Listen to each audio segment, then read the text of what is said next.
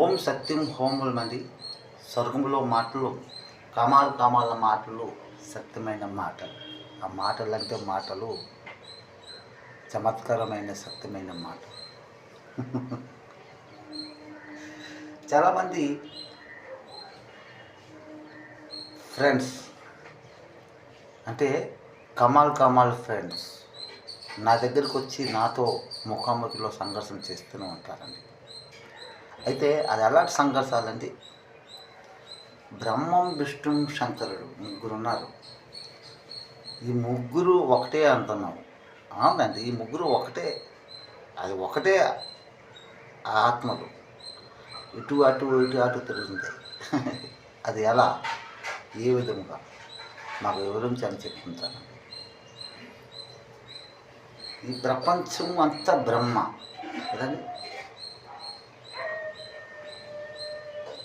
బ్రహ్మ, అందులో శంకరుడు ఉన్నాడు, కృష్ణుడు ఉన్నాడు, రాముడు ఉన్నాడు, అందరూ ఉన్నారు. అది ఎలా చూడగలం? అది ఆ అక్షరంలోనే కనబడుతున్నాడు. శంకర, సాగు దాల సున్నా పడితే సమ్, ఖ రా శంకర. సా అంటే సముద్రం, ఆయనకు సున్నా పడితే వరల్డ్ అనమాట. సముద్రము వరల్డ్.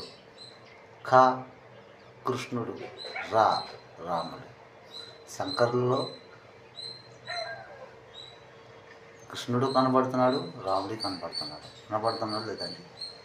మరి ఆ వాక్యమే దేవుడే ఉన్నాడు అని అది సత్యమే, అవునా కాదా?